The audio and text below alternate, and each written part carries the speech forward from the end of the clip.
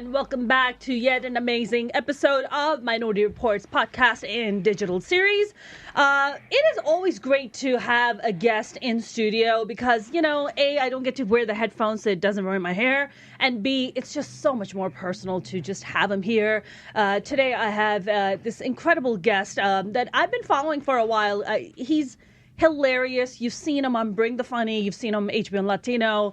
Very, very funny guy. Orlando Leyba, thank you for joining us. Thank you. Thank you for having me on, Mona. I like it. Dude, thank you for everybody watching. Whoever's watching. Are there people watching? Are you watching? They're going to be watching. You're watching. It's you, Orlando. They're going to be watching, man. It's you. It's all you. Yeah. This is fantastic, first of all. Fantastic studio. Thank you. Very clean, very hygiene. I peeped game. We even hugged. Yes, we did. Because it's legit we didn't do the clean. Elbow coronavirus thing, nothing. No. We were hugged, like, we're going in. We embraced because it's clean. Yes. We have our engineer here, Travis. I don't know his last name. He seems like he's a clean human being. He is. He didn't want me to talk over the theme song, but I get it. They're all engineered. They have all their quirks and their way of running stuff. By the way, I have nothing to do with the cleanliness, so it's all Travis and the folks here at Show Creator Studios. You guys are awesome. Man, I was... what type of place is this? Like, if you want to book this place and do your own podcast, you can come to Show Creator Studios. Yeah, you come to Show Creator Studios. In Las Vegas. Yeah. Las Vegas, Nevada, you could come to Show Creator Studios and book your own studio time and start your own podcast. You guys... Let's say you're obsessed with armadillos. You can come here and book time. Travis will sit behind, push the buttons, and you could just chat about armadillos. That's right. And today, are we talking about armadillos today? No, I'm not into armadillos at all. Well, I have something better to talk about. I want to talk about you because I was watching your set on Bring the Funny with Ali Sadiq. Yes. And that was just you guys both just brought it. You guys were both so hilarious and you guys are awesome. And I always love watching comics when one comic is cheering the other one on, even if it's a competition. Yeah. Because we are in this together. We are a comedy family, whether people want to believe it or not. This is stand-up comedy is its own animal and what we do. So what was that experience like for you being, competing? And first of all, how did you even get the gig? And second, what was that like for you? Okay, so let's start just getting the gig. Great producer that was on the show. His name is Josh Sandoval. I love Josh Sandoval. He's a friend. Yeah. I actually ordained his wedding. Oh, wow. So I ordained his wedding. But prior to that, he has seen me just coming up the ranks. And I had the wonderful blessing of doing the Tonight Show. That led to Josh seeing me and being like, hey, I think you might be good for this. So he brought me in. He pitched me to the executive producers. They brought me on. And then I ended up competing with Ali. So Ali's an OG. I consider myself like I'm not at his level yet because he's been doing it longer than me. Mm-hmm. So just year-wise. Different styles of comedy, but we also get along. It's one of those dudes that I don't hang out with him every day, but I naturally get along with him. Yeah. And I remember just telling him, man, I'm glad they put us against each other because I'd rather lose to you than a puppet. And he just started laughing. Mind you, the puppet is actually really good. I told the guy behind the puppet, like, my dude, you could do stand-up without the puppet. The material is strong without the puppet and whatnot. And it was just a wonderful experience, top to bottom, man. I love it. I love. So what does the winner win, by the way? What do you get? I don't remember. I think you might have gotten like $250,000. Oh. But the way I look at these shows, and if you're a comic or if you're thinking about these shows like America's Got Talent, American Idol, what's the other one? The Voice. All these shows, to me, Last Comic Standing, the way I looked at it, being an older man, and I just looked at it like these are moments where you get to showcase your talent to everybody that's watching, meaning that this is your commercial. Mm-hmm. So instead of paying God knows how much money, I was able to land on this show, and they gave me, I believe it was 2 minutes to show America my talent. Yeah. And that translates, I didn't win the competition, but I won a free commercial Yeah. that runs on national television, also runs and lives on forever on social media. So now that booker in at Zany's Yeah. in Chicago sees that and reaches out to my people and says, "Hey, I want to bring Orlando in and try him out for a weekend." Sure. So that was my commercial, and that got me work in Chicago. Amazing. That's the way I've always looked at it. Right. Late night sets with the Tonight Show, the same thing. It's like that's just the way I feel of it. This is what it was always about. I'm Yeah. basically I'm very basic thinking about my strategizing. It's like, Yeah. oh, okay, I do the Tonight Show. That's a commercial. Now I grab that, I add that to my reel, and then we could submit that to so and so blase blase club. Yeah. And now they bring me in for a weekend, and I get a great weekend. I work. I get to do stand up. Yeah. And share. I Yeah. guess the talent that was bestowed upon me. I mean, I was your story is pretty fascinating to me. It's unlike many comics, mainly because you were married, you Yeah. had a whole like adjusted, normal, healthy life. Yeah, yeah. And then you got into stand up. And Yeah. for a lot of stand ups, I'm single. I was married and got divorced many, many years ago. But for us, it's like, it's not like that. Like, you're usually single, you come from some kind of traumatic, fucked up childhood, and Yeah. then you kind of get into stand up. But for you, it was a very different journey. You talked about, I was watching one of your interviews, you were talking about how your wife encouraged you Yes. because you went to a show. Yes. And you watched, I forget, which comic did you watch that I inspired you? watch Kyle Grooms. Yeah, he Oh, was wow. on. Yeah, he was on the Chappelle Show. Oh, wow. And Kyle also used to work. So okay, so let's do a little bit of backtracking.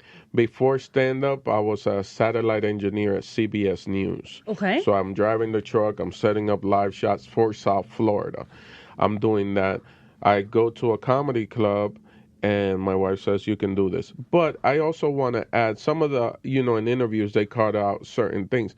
I'm also lucky because my wife is not just the normal uh, woman that just works on 9 to 5. My wife was also, she did beauty pageants. She was a singer. She was Got a it. background singer, a lead vocalist, works in a recording studio. So she She's an artist. understands the life. And our communication game is like we operate at a high level of communication, constantly communicating. Yeah. What's going on? Where we at? We're always checking in. Where? Not checking in of, I'm back in my hotel room. How are you feeling today? Are you doing all right? How did your day go? Hey, I have this thing. Do you have emotional room for me to talk to you about this thing that's bugging me? Not with us, but this thing that's going on with like a booker. Yeah. And she'd be like, not right now. Yeah. Give me let me deal with a couple of things. And then, okay, good. Yeah. You know yeah. what I mean? Yeah. Like right now, we've been having discussion because of this coronavirus. Yeah. Shows have been getting canceled. I was part of a major tour that the tour didn't cancel it. Basically, the insurance canceled it. They were like, hey, we got to pull the insurance. We can't Wow. insure your guys on the road. So by that, the tour said, okay, let's pause and pick it up in late summer. And they're already giving me more dates Yeah. that weren't even in the calendar for late summers, rescheduling that we've done. Yeah. But it's like, but then I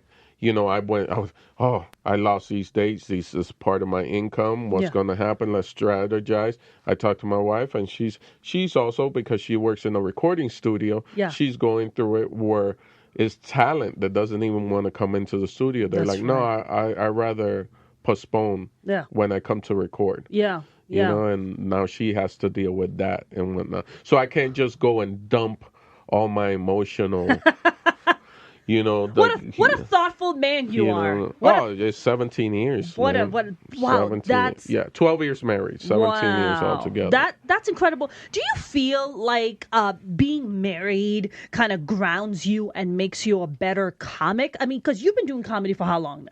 10 years. For 10 years you've been doing comedy. Do you feel like being married has, almost like helped you become a better artist at all? Obviously, it feels like to me it has definitely helped you become a better person. But do you feel that feeds into your craft as a stand-up? Of course, yeah. 100%. I feel that I'll say it, man, it's made me a better human being. Wow. 22-year-old me was not this guy. Yeah. 22-year-old me was just living, eating out of the trash, whatever it was, dude. I was just like, You were not eating out of the trash, not Orlando. eating out of the trash, but it's like I just say, I was just a wild stallion that wasn't tamed. Yeah. And yeah, marriage life is like it is marriage life. Everything is funny that goes on. Yeah. With us. So I just bring it to the table, and she accepts that. Yeah. So it's like it's more grown. But you don't need to be married, man. It's like I just I'm in this. You don't need to be married for what? To be to be just grown. You just need to do Yes. grown up stuff. That's right. What's that saying? They use it in religion, and I'm not that religious like that. I'm a spiritual person, but it said when I was a child, I thought as a child, and when I was a man, I thought as a grown man. Yeah. And there's a lot of people who are still thinking as children. Yes. And it's like, nah, just pause. Just like, all right, let that go. That's right. Let the pain go. Let the I'm not gonna sit here, and I could easily tell you, I'm Dominican and I grew up showering out of buckets and no running electricity and my childhood. But that made me who I am now. So I'm grateful for it. And the painful parts, I let them go. I just let it go. Yeah. I think that's the part. I think a lot of comics, I mean, me included, I think there's like different spectrum of trauma that people kind of go through and they kind of deal with. Do you think like, we just touched upon, like you were talking about like growing up with that pain and letting go of that pain. Do you feel like that pain and trauma also contributes to a certain level of your drive? Yes. More, there's a drive. I don't know how to explain this because I just love what I do. Yeah. So that's my natural drive. Yeah. My natural drive to get on stage is that I love it. Yeah. And I'm approaching it from a place of service. I want to be of service. You're having a bad day, let me tell you a joke. You want to having a bad day, let me tell you this story. Oh, you're a married couple, you're arguing, let me tell you about this time that we argued over this silly stuff. Yeah. Let me be of service for this moment that I'm on stage. Yeah. So that's my drive. I really love what I do. It's like that. The other stuff is just like appreciation. Yeah. So my background, my backstory gives me appreciation. Yeah. So I appreciate that moment on stage. I appreciate the audience. I appreciate having running water and electricity at my house. Listen, amen. I'm with you. Yeah. Appreciate yes. it, and I'm happy for I'm it, with you. I mean, I grew up in Pakistan, and my hair is super curly, and now this is LA has done this to my hair. Yeah. But fantastic. Thank you very much. I appreciate that. I grew up going to the Dominican salons in New York. Yeah, there you go. Because those blowouts are serious. Are like mad good. Nobody's doing what the Dominican salons are doing. But they do that jam where they put the rollers on you, then they put you on the heater. That's everything. Then they take the rollers out, and then they blow it out. Orlando, you know what's up, man. You know what's up. Is your wife Dominican? Nah, she's Colombian. Wow. Yeah. But that's like one, other than merengue and the men being womanizers. Dominicans are known for doing hair, man. They're fantastic. And baseball playing. That's true. Is Alex Rodriguez Dominican? Alex Rodriguez is Dominican. He's Dominican, right? Yeah. He's something else. I'm a big fan. Yeah, he's pretty great. I mean, but you're born and raised in where? In New York, or where are you from? I was born in Puerto Rico. Oh, wow. Yeah, my mom went to Puerto Rico with fake papers. Then we got deported. In San Juan or where? San Juan. Yeah. So my mom got deported. Someone ratted her out. She got deported, and they didn't separate us. They sent me along with her. So I grew up like... Thank God for that. Yes. Not for the deportation, but thank God for staying together. Yeah, they kept us together. So I grew up, so I did the whole thing, like I say again, no running water, no electricity, but there was a lot of love. There was always food on the table. But every once in a while, they would have to fly me out because I was technically a citizen. So they would have to fly me out so they wouldn't have to pay the taxes that the country would put upon me for being a citizen and overstaying my stay. So you can only be in Dominican Republic at the time for a certain amount of time, then you have to pay taxes. Okay. So right before having to pay those taxes, those penalties, they would just buy me a plane ticket. Yeah. The family would take a collection, they would fly me out, and then I would stay with an aunt for like a month in New York. Got it. And then after that month, they would fly me back to DR, which was horrific for my education because I never respected Yeah. education and teachers and whatnot. That didn't happen till I became an adult. Then I was just like, oh, okay, I need to leave childish things Yeah. and educate myself as Sure. much as possible. And you became an engineer.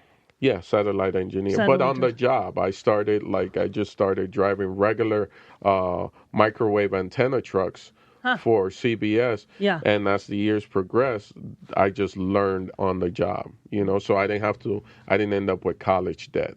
I just old school way of doing it on the job. You're like me, yeah. Because I'm a college dropout. I moved from Pakistan when I was 15. Yeah. And we were poor, man. Like we lived in a 1-bedroom basement apartment in Jersey City. My 4 brothers slept in the room and I slept in the living room. My wife is from Jersey. She's from Passaic. Oh, she's like, oh, nice, very nice. I mean, I know about that whole immigrant life and that immigrant struggle, and just trying to survive and just trying to make stuff happen. I feel like what is your mom? Where is she here?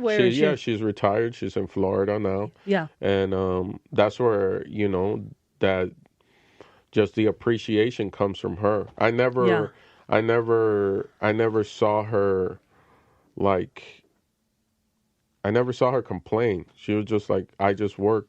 I remember I was a kid and she used to bring work from her job back to the house because they were going to give her an extra $100 in her paycheck. And there was these buttons it was like 2 buttons that would snap together and they didn't have a machine to do it. So she would snap them together herself, and there was 10,000 of them. Jeez. So I would sit there and I would try to do my homework. I would be at the table and helping her. Later on in life, she feels so sad. She was like, I'm sad that I made you do that as a little kid because you would fall asleep on the table. I was like, Ma, I'm good, man. I'm not a prisoner of any of those things. Yeah. I opened up those gates a long time ago and walked out of those thoughts and left them behind. Yeah. I don't forget them. Yes. But I let it go. You don't let it weigh you down. You just let it, Yeah. I mean, you and I were talking right before we started about, being in the moment, right? Mm-hmm. Being in the moment, and your wife calling you out on it. Can we talk about a little bit of that? Yes. Like, for example, like a lot of people, 3 years ago was when people saw the shift. One is because my wife moved full time to Los Angeles with me. Before that, we did 2.5 years long distance. Wow.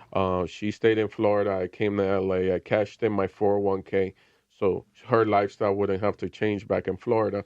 And I just lived off of my 401k. I did Uber. I did everything I had to do. I threw bags for Delta part-time late night. Just to pursue stand-up in LA? Yeah, just to pursue stand-up. And a lot of people, these are stuff that people that know me don't even know. They didn't know that when, like, sometimes I wasn't around because I had a shift at LAX and I was throwing bags. But throwing bags, when I asked the universe or my creator, like, what's a way that my wife can come and see me often other than using our miles, because our miles are running out. And then another comic that does it, I'm not going to say his name because people don't know that he does that. We were just talking. And like I asked the question, and then this comic appeared out of nowhere. And he was just conversating, and he wasn't just dropping knowledge. I mean, he was just sharing this moment that he was at. And then next thing I know, the next day I was applying online for Delta because that gives my wife, even though I was part-time working 4 hours a night, throwing bags, loading the planes at the bottom, that gave my wife a free flight. So my wife could just fly for free on standby. And then you calculate at what time and what flights there's going to be available seats. Yeah. So then now my wife is traveling I love that. back and forth. I mean, Alan, to me, like everything you're saying, it's so rare in the stand-up comedy world. To hear somebody like as grounded as you, who was married and then started stand-up, and then now you're talking about how you guys had this long, even though you were married, this long distance relationship, and how you're able to maintain it. I mean, So she moves out here, and then she's seeing you doing your hustle, like the hustle, like the kind of hustle that we do as stand up comics.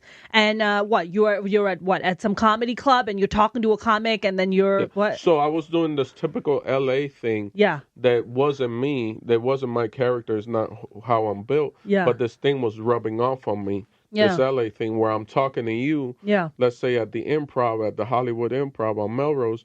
And then I'm looking over your shoulder to see who else is coming through the door that possibly that person can do something for me. A person that isn't even there. That's right. But I'm just looking to see if Judd Apatow is going to walk in and maybe he puts me in the movie.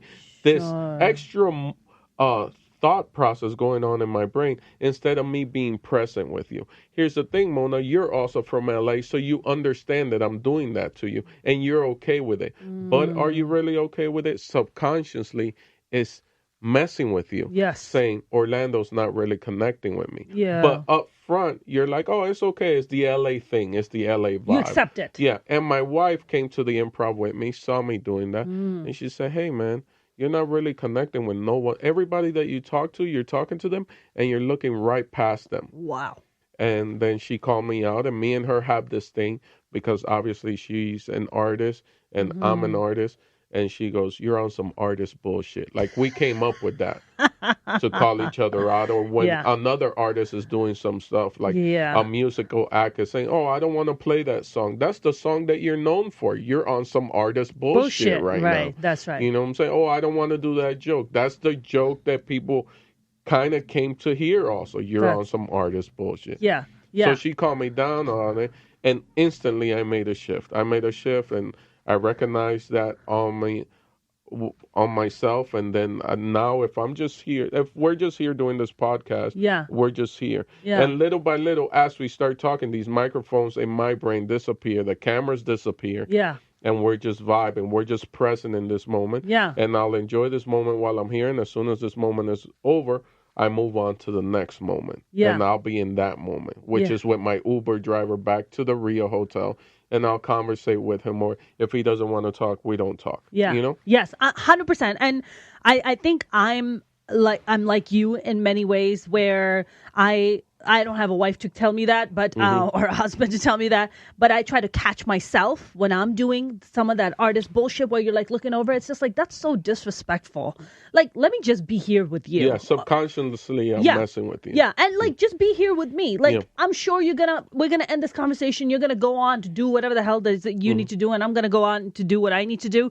But I appreciate that, man. I appreciate that a lot. I think a lot of people don't want to recognize that just to stay in the moment, because everybody's on the grind, right? Yeah. Everybody's on the hustle. Everybody's trying to look for the next best thing. Everybody's trying to get to that next step. And I understand that. I have never been that person where I walk up to somebody, I'm just like, ooh, what can you do for me? I always, as an artist, and I think I've been doing comedy for about 10 years now. And for me, somewhere around the 8th year, it just kind of clicked. And I was just like, you will get more from the creator, from the universe, if you give more. You know, love is the one thing that you can give. Yeah. How many more opportunities can you create? Yeah. Not just for yourself, for other people, right? And all that love just comes back in some form or shape. The universe just takes care of you, you know? And for me, like, that was a big moment for me. So that's why I created the show Minority Reports. That's why I do all these things that I do. I don't go and ask people for stuff. And I think I need to start doing that a little bit more. Yeah. But I'm always like, what can I do for you? What can I give you? What place can I create for you, you know, where you can come and thrive and I get to share, I get to vibe with you like this, you know? I mean, that's like a really big deal for me. Another thing we need to say is that, like, I'm not this guy all the time. It's a working process. It's every day. Yeah. If you want to be a positive person, you just got to be, every day you got to work at it, man. Because you're getting attacked. You're getting bombarded from all the sides. That's right. So every day I work on it.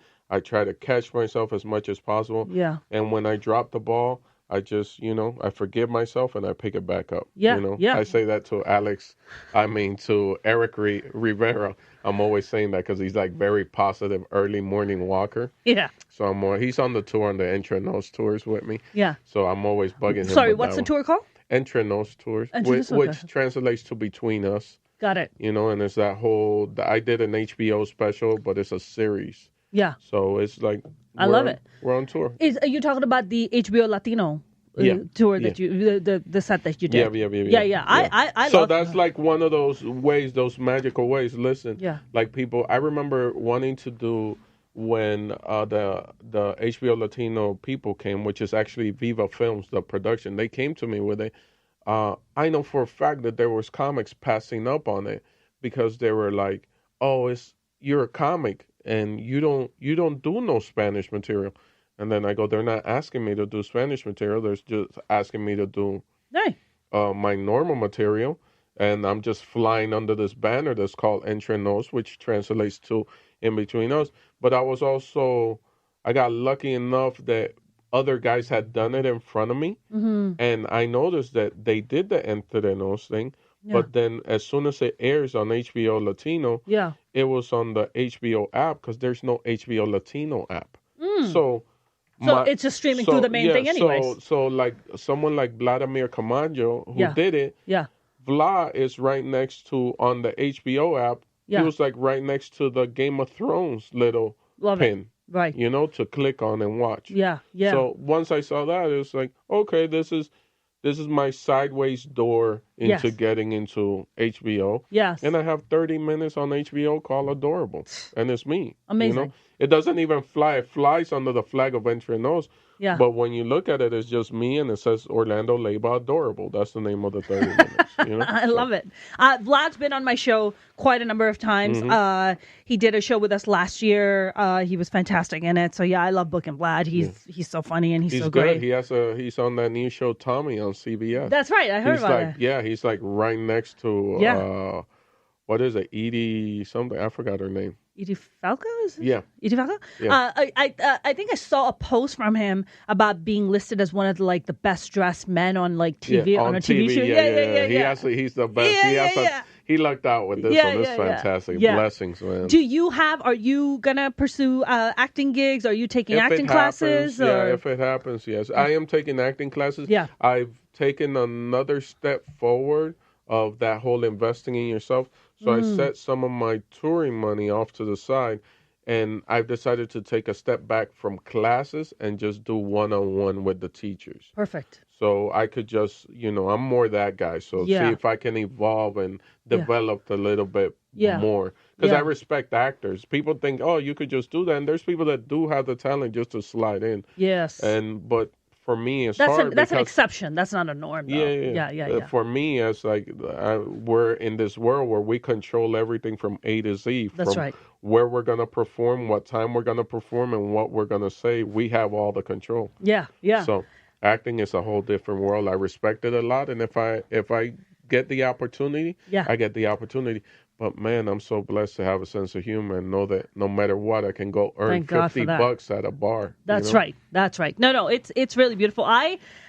So before I started doing stand up, I was a stage actor in New York, and I did a lot of shows. Did a lot of off Broadway stuff, and I remember my manager submitting me for In the Heights, which was a Lin-Manuel. It was very first musical. Yeah. And I was like, me? And they were like, yeah, they think you're Puerto Rican. Can you come in? Yeah. And I had to take all these singing classes, and I had to prepare for it. I had my hoop earrings on, which I kind of have now too. Yeah. And I had to get my Puerto Rican. I had to get my Boricua on. So and a lot of it's funny because when I moved from Pakistan and I went to high school in Jersey City, most of my friends were all Dominicans and Puerto Ricans. That's an inner city school. And my brothers taught me that if Hispanic kids walk up and start speaking Spanish because they're gonna think you're one of them, just say no habla español. Yeah. And I was like, just say no habla español.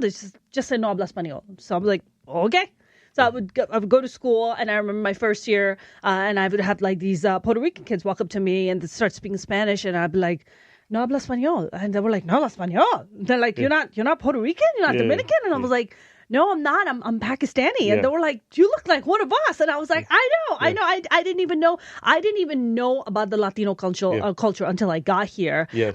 And my dear friends are Puerto Ricans and Dominicans, actually, because I grew up with them. You were in the environment. You were deep in the environment. I was deep in the environment. My high school prom, I wasn't allowed to go because, it's conservative, Pakistani, Muslim.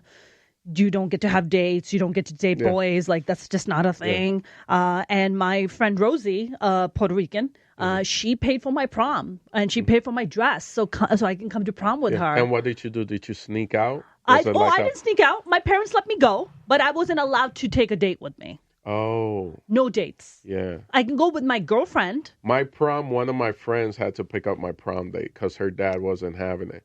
Very religious, very like... Latino? Yes, but I had like long dreadlocks. I looked full blown like I was one of the Marley kids. Oh my God.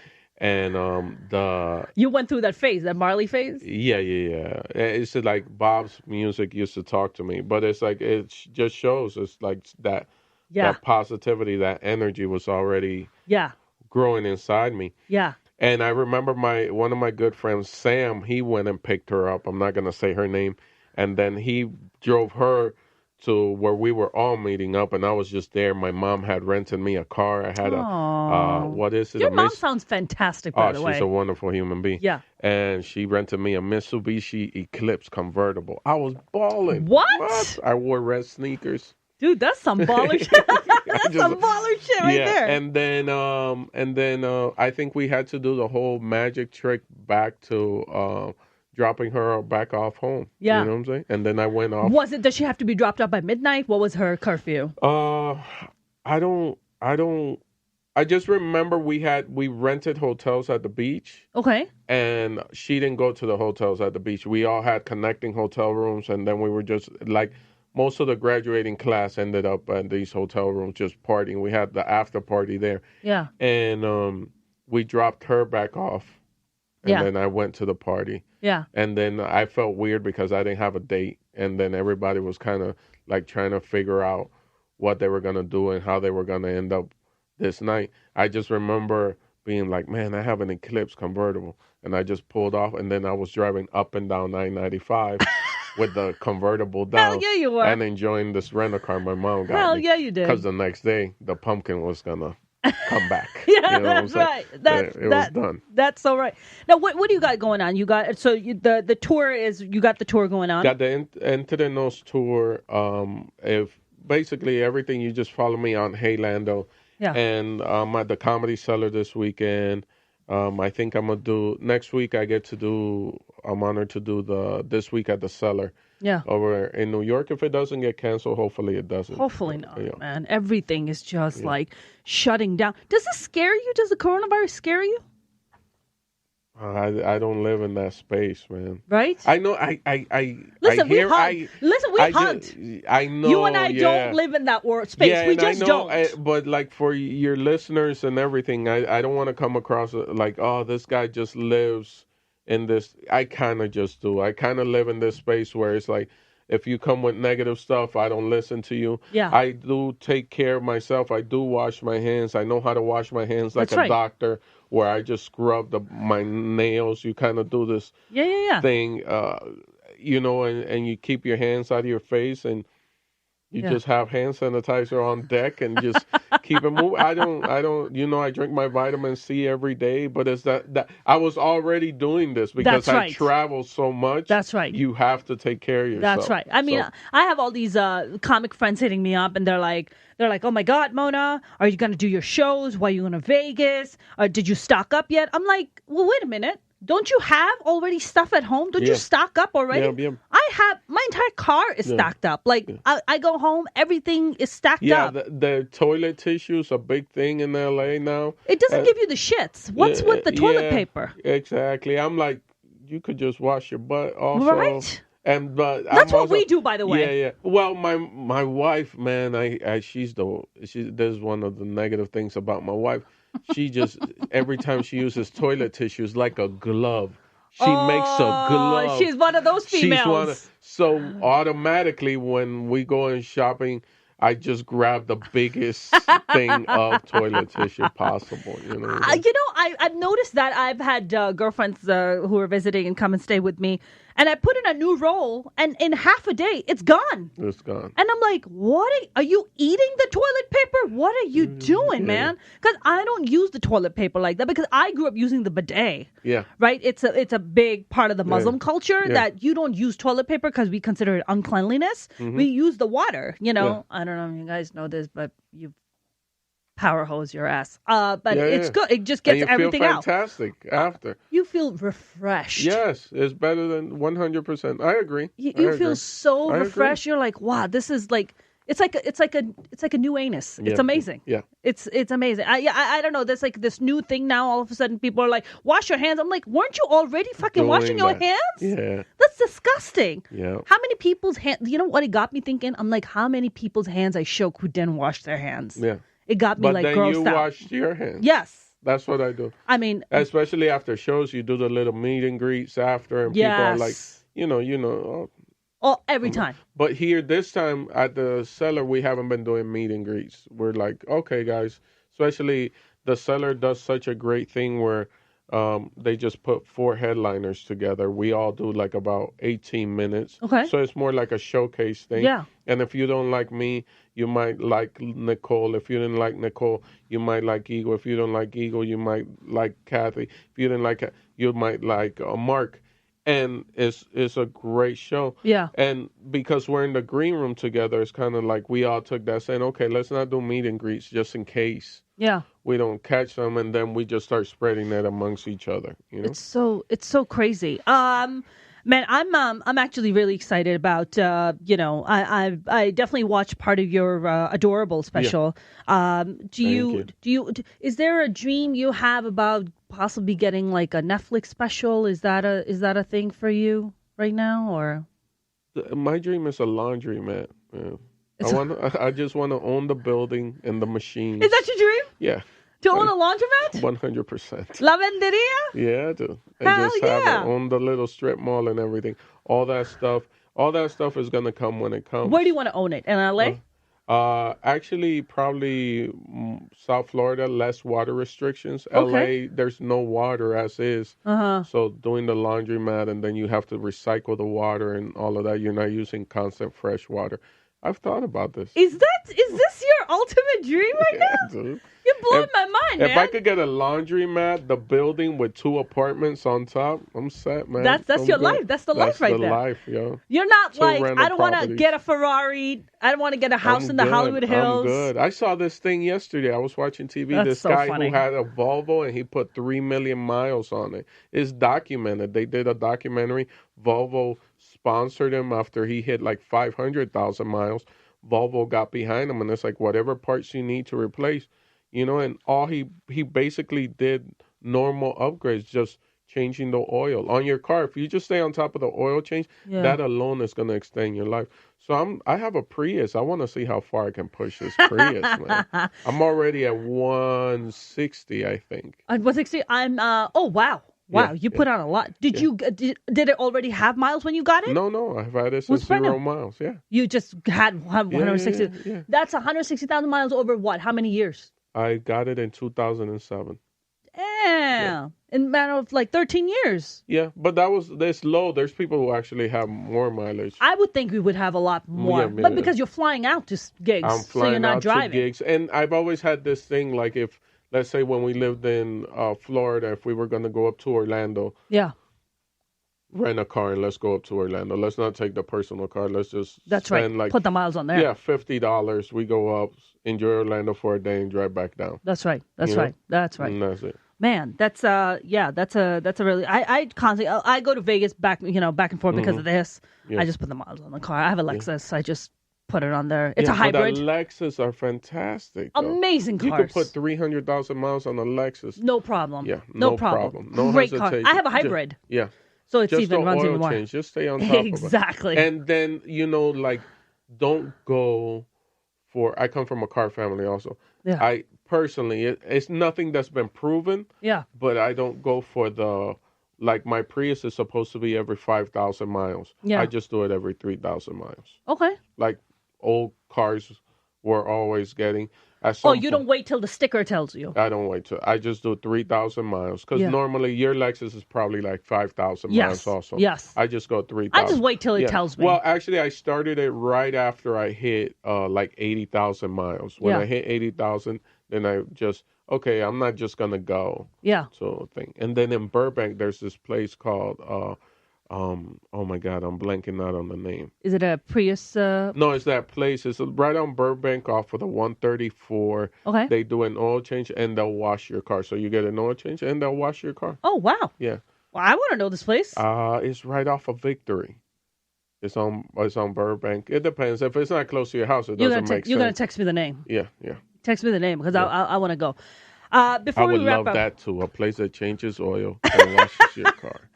hold on, Oh, you are on a whole different. You're on a whole different level, It's man. quality of life. I swear to God. You're so right. Yeah, if you So just you're talking focus, about sanity and stability. That's what you're talking yeah, about. I'm talking. Yeah, quality of life, man. Yes. Don't sit in the middle seat. If they book you a trip for a middle seat, Yeah. and it's gonna cost you $50 to like move up to economy comfort, go up to economy comfort. Yeah. Get that extra leg room. It's a 5-hour flight. Do it. Treat yourself. Yeah. You know what I mean? Yeah, Treat absolutely. yourself. I before we wrap up, I want to talk to you about this thing, and I talked to a lot of male comics about this. I mean, you're a male comic. You're doing fantastic. You're also, I'm meeting you for the first time, but I just get the really good guy vibe from you.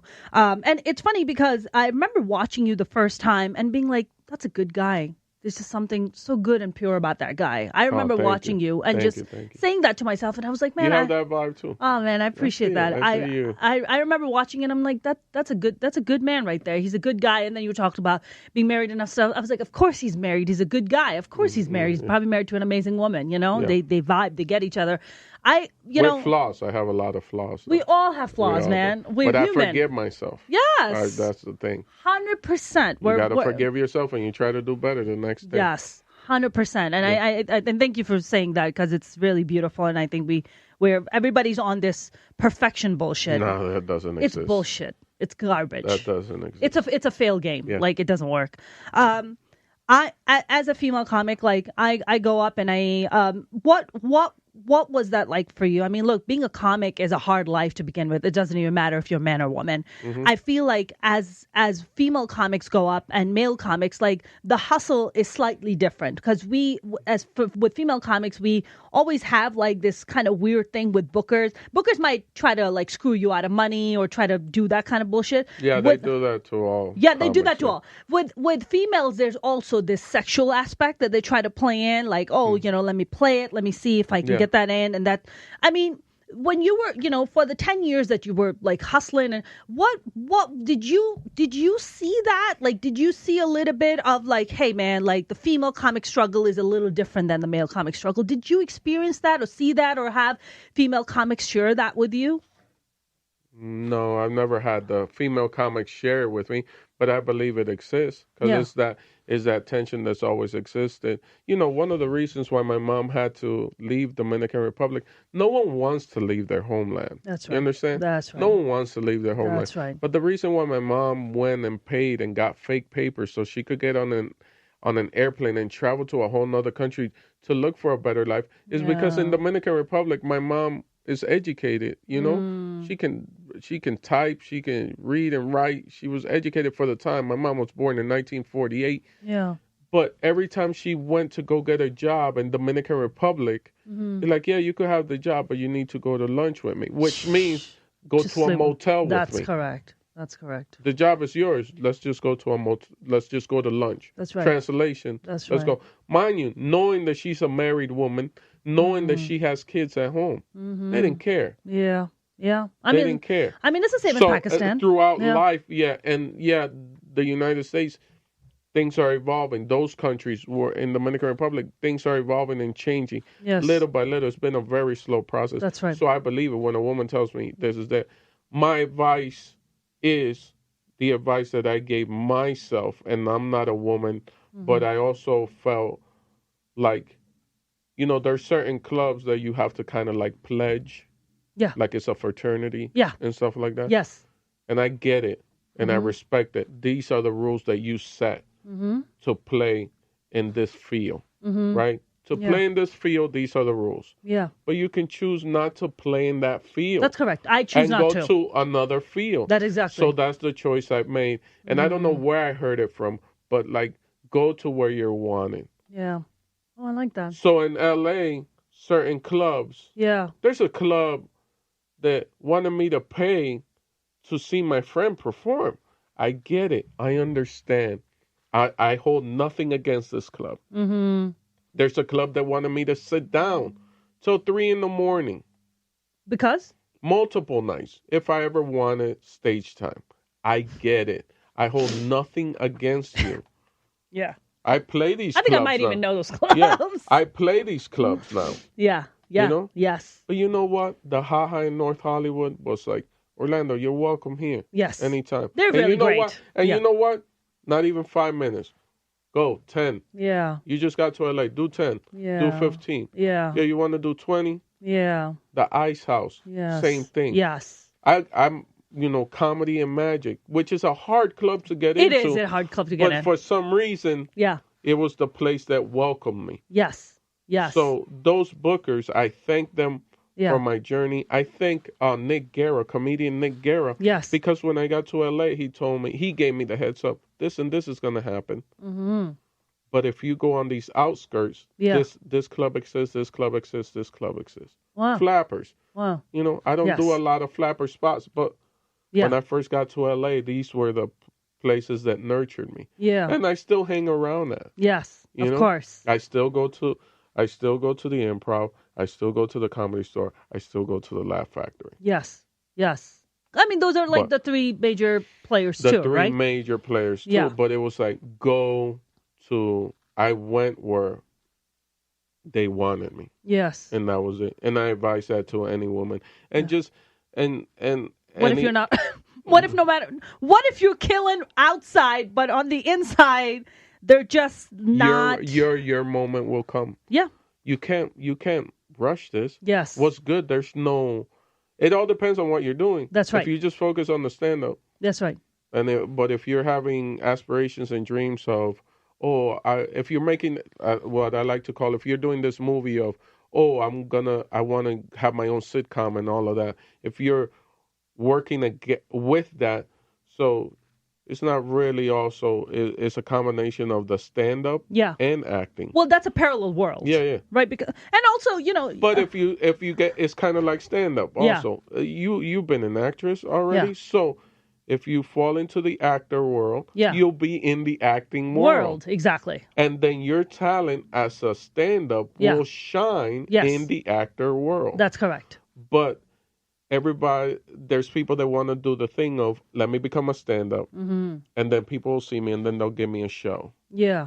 And yes, that's happened multiple times. Sure. But a better math is, let me do stand-up at the Haha. Yeah. And I'm sharp at the Haha because Terry's showing me a lot of love. Yeah. And let me take my acting classes and go out on auditions and look at backstage magazine and sign up and see if some, pick up that world. Yes, absolutely. And just go to where you're wanted and listen to the guys.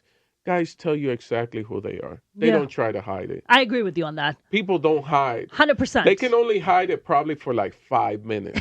Yeah, that's 5 true. minutes. That's true. This is in general. That's true. And for 5 minutes. Yeah. Like if you've already done this long enough, if you sit someone here behind this microphone, eventually their honesty is going to come out. 100%. Who they are. 100%.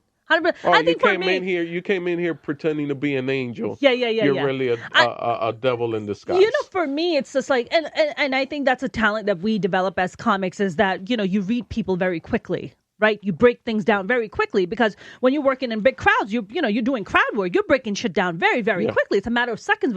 So I think that, of course, bleeds into your personal life or when booking guests. That's why I'm very particular about who I bring on the show. I have to bring on a person that I vibe with, the person I respect. They respect me. I think that's a really big thing. But you're right. I mean, people show their colors, and you have to believe them. It's Maya Angelou said that. We was just watching.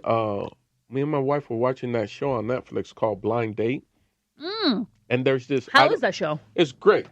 Okay, from a spectator view, great. For me, Still want to be a part of it. because it's like I'm watching it in real time, the stuff that we're talking about, where a guy, this one, I don't know the name, so I'm not going to get deep into it, but he said this line where they're talking to each other and they don't see each other, and he tells this woman, the dude tells this woman, wow, if there was no other dudes here and no other women here, I would probably propose to you.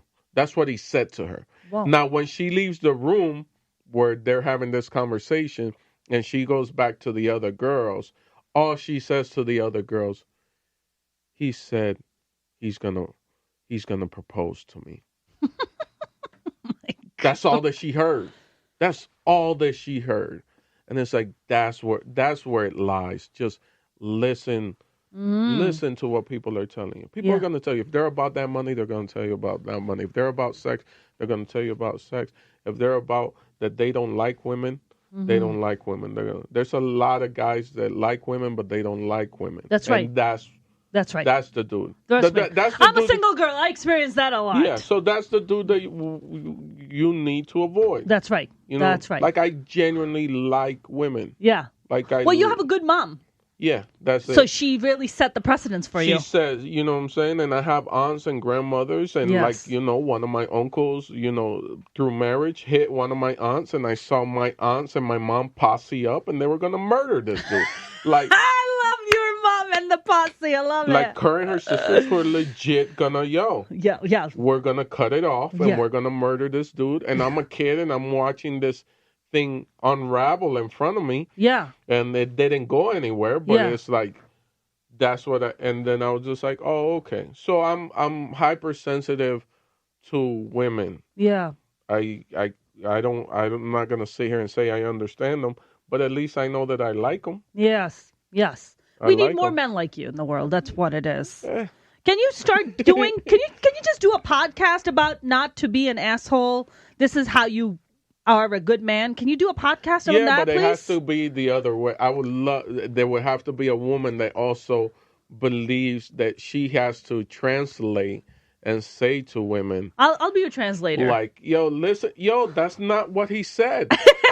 He said if there was nobody else here, I would propose. So the whole world would have to be empty for him to propose to you. Like he didn't say he was going to propose to you. That's right. Oh Jesus. That's right. Oh my God, dude, this was such a great conversation. Do you have any upcoming stuff you want to plug, or people can come and watch you again? Just when is your tour kicking off? I think it got pulled because of the coronavirus. They pulled the insurance, so we had to pull the tour, and it picks up again in April though, which is just random. Like, so I'm back in the first week of April. I'm back at the Comedy Cellar in Vegas for a week, and then after that I pick up. So if you just go to Hey Lando, at Hey Lando, all social media, heylando.com, you'll see where I'm at. Awesome. Right. Well, whenever you're in town, you want to come back. Thank you. You want to come back? Whenever you want to have me, dude, come back. You want to come and co-host with me? You're more than welcome to do so. Fantastic. You're a homie. Thank you. You're a homie. Thank you so much for joining us. Thank you for having me. You're awesome. Thank you. You're awesome. Well, thank you so much for joining us. If you guys wanna, I will tell you guys to please subscribe on the YouTube channel. We're on all the main streaming services, and please share and listen this amazing person we had today as our guest. So until next time, I'm your host, Mona Shaikh. See you next time.